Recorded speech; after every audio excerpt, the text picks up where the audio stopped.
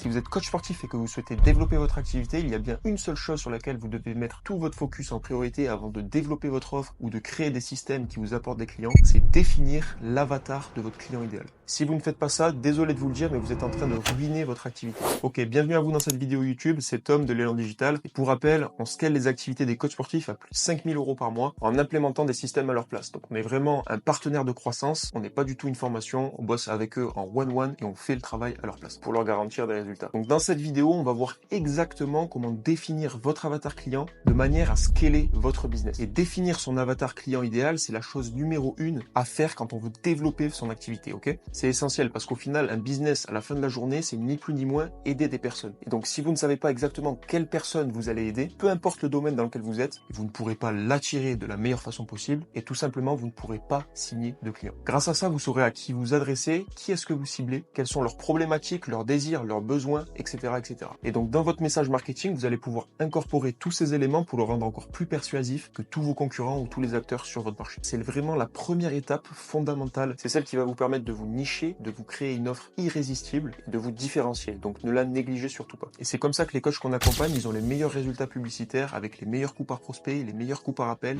Ils ont des appels de vente ultra qualifiés avec uniquement leurs clients idéaux, c'est-à-dire ceux avec lesquels ils souhaitent travailler. Donc, je vous recommande fortement de regarder cette vidéo jusqu'à la fin et de définir l'avatar de votre client idéal en même temps. Je ne veux pas que vous la consommiez comme une vidéo YouTube classique, je veux que vous soyez actif. Donc prenez des notes et on est parti. Donc à partir de ça, comment définir son avatar client idéal? Il y a 2 méthodes et pour ça, on passe directement sur mon écran. Ok, génial. Donc on est sur mon écran. Pour rappel, je vous ai mis ici ce que ça allait vous permettre de faire, de définir votre client idéal. Donc je vous laisse prendre connaissance et aussi vous mettre bien en tête que les 3 caractéristiques d'un bon avatar, tout d'abord, c'est une personne que tu apprécies, que vous appréciez, que vous connaissez parfaitement et que vous savez, du moins vous savez parfaitement résoudre son problème. C'est une personne aussi qui a les moyens d'investir et qui a une douleur très profonde et un besoin très profond pour les résultats que vous allez proposer. À partir de là, vous allez pouvoir définir votre avatar client. Et donc, il y a 2 méthodes. La première méthode, c'est définir directement votre avatar client basé sur votre storytelling ou votre histoire personnelle. Et la deuxième méthode, c'est basé directement sur tous les clients que vous avez pu accompagner. Ok? Donc, pour définir votre avatar client basé sur votre storytelling ou votre histoire personnelle, la première chose qu'il va falloir définir, c'est définir votre situation passée. C'est-à-dire la situation inconfortable dans laquelle vous étiez il y a quelques années et dans laquelle certainement se trouve votre avatar client actuellement. D'accord? Donc vous allez venir lister toutes vos frustrations, vos ressentis de l'époque. Supposons que par exemple vous êtes actuellement un coach qui accompagne les personnes maigres à prendre du muscle et qu'il y a 5 ou 10 ans vous n'aimiez absolument pas votre corps, vous n'étiez pas satisfait au quotidien, vous n'avez pas confiance en vous, tout ce genre de choses en fait, vous étiez frustré d'être maigre, etc. Vous allez tout lister de manière à avoir la liste la plus complète possible. Ok? Et donc cette situation passée dans laquelle vous étiez à l'époque, c'est sûrement la situation dans laquelle votre avatar se trouve actuellement.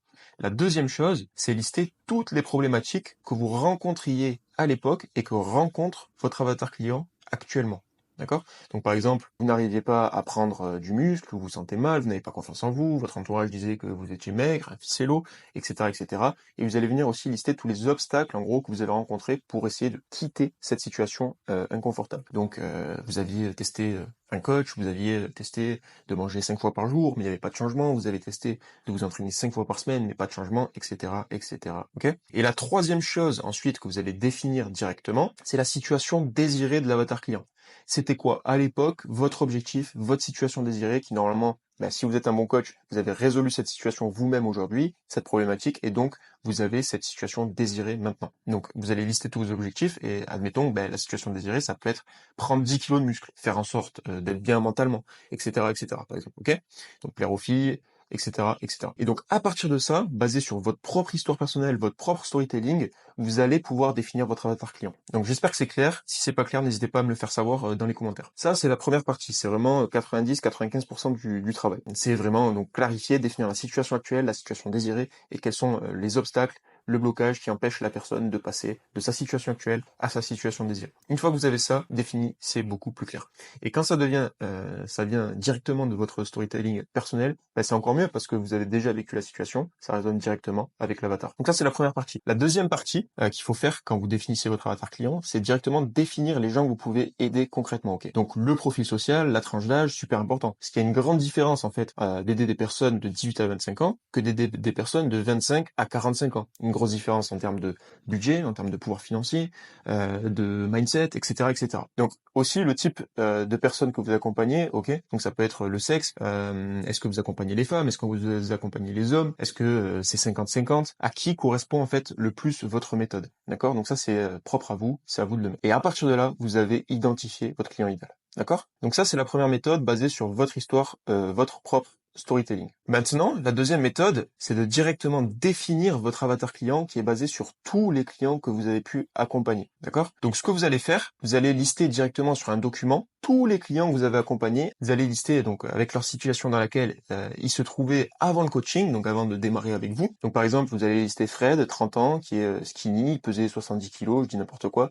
Il voulait faire 80 kilos, il voulait prendre du muscle, il voulait avoir un physique athlétique, son corps lui correspondait pas. Donc, dans la situation actuelle dans laquelle il était avant de rejoindre avant le coaching, vous pouvez lister le fait qu'il s'entraînait 5 fois par semaine, qu'il n'arrivait pas tout simplement à avoir des résultats, tout ce genre de choses. Mais dans la cause qui est juste ici, vous allez lister en fait toutes les choses qui font que pourquoi il se trouve dans cette situation. Donc typiquement, ça peut être il ne s'entraînait pas, il s'entraîne mal, il mange mal, ou alors il n'a pas le bon programme alimentaire, etc., etc. Okay. Une fois que vous avez listé la situation actuelle dans laquelle il se trouvait avant de démarrer le coaching, la cause, la raison pour laquelle il se trouvait dans cette situation, vous allez lister la situation désirée. Donc, c'est-à-dire le résultat qu'il voudrait atteindre. D'accord? Donc, ça peut être prendre de la masse, se bâtir un physique athlétique, retrouver confiance en lui, se sentir mieux dans son corps, etc., etc. Ça, vous allez le faire à votre manière, selon vos clients. D'accord? Puis, ce que vous allez faire, c'est que vous allez lister toutes les choses qu'ils ont essayé, enfin qu'il a essayé du moins, pour résoudre la problématique. Donc ça peut être un programme PDF, un certain régime, là je vous ai mis régime kétogène, mais ça peut être n'importe quoi, manger 5 fois par jour, prendre déjà un coach, etc., etc. Donc ça c'est toutes les choses qu'il a essayé d'entreprendre pour sortir de sa situation dans laquelle il était inconfortable. Maintenant ce que vous allez faire, c'est que vous allez lister toutes les croyances limitantes qu'il a vis-à-vis de cette situation. C'est-à-dire que pour lui, ça n'a pas fonctionné pour X ou Y raison. Donc vous allez lister ça. Ça n'a pas fonctionné car il pense que, je sais pas, les coachs en ligne c'est des arnaqueurs. Il n'avait pas de suivi. Il pense qu'il a le métabolisme bloqué. Il n'a pas la bonne morphologie, etc., etc. Et donc en faisant ça, pour chaque client, vous allez non seulement avoir une variété de clients, vous allez avoir des clients qui sont complètement différents les uns des autres, et vous allez identifier directement aussi des patterns, c'est-à-dire des clients dans lesquels la situation est complètement similaire. Donc typiquement, à partir de ça, vous allez dézoomer sur ce doc, et ce que vous allez faire, vous allez sélectionner ceux qui se ressemblent le plus. Une fois que vous avez fait ça, donc vous avez éliminé déjà quelques clients, vous vous trouvez avec ceux qui se ressemblent le plus, vous allez maintenant isoler de cette liste-là les meilleurs clients que vous avez accompagnés. Donc c'est-à-dire ceux qui ont le plus de résultats, ceux avec qui c'était agréable de travailler, ceux qui ont payé le plus cher, etc. Ça peut être n'importe quoi. Ce que vous considérez qui les distingue des autres clients et qui fait que ce sont les meilleurs clients que vous ayez accompagnés. Ok? Donc vous allez lister tous ces clients, les isoler et à partir de ça, avoir tous les points communs avec ces clients-là. Vous allez identifier leurs points communs, c'est-à-dire la tranche d'âge, la situation démographique, le salaire,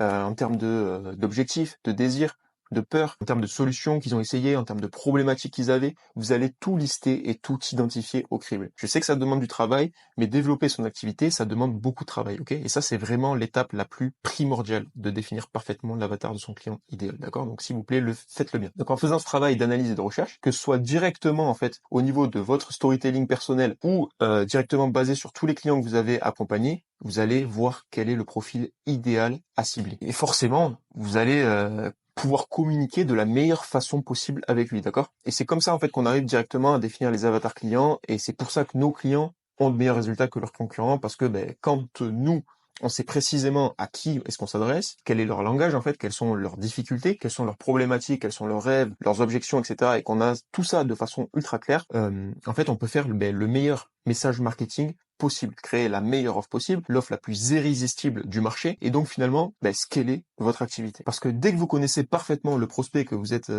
avec lequel vous êtes en appel de vente, il y a 90% de chances que vous le closez. Vous parlez le même langage, vous avez fait tout le travail en amont, je vous assure qu'il y a 90% de chances que vous le closez. Ok? Donc si vous êtes un coach sportif et que vous voulez développer votre business, je vous recommande fortement de réserver un appel de consulting 100% offert en cliquant sur le lien qui est juste dans la description. Moi, je me ferai un plaisir de vous aider en personne et de répondre à vos problématiques, ok? Si tu as aimé la vidéo, n'hésite pas à lâcher un like, abonne-toi, on va sortir des vidéos de forte valeur ajoutée qui pourront que t'aider dans ton business. Et voilà, c'était Tom de l'élan digital, je vous dis à bientôt dans la prochaine vidéo. Ciao, ciao.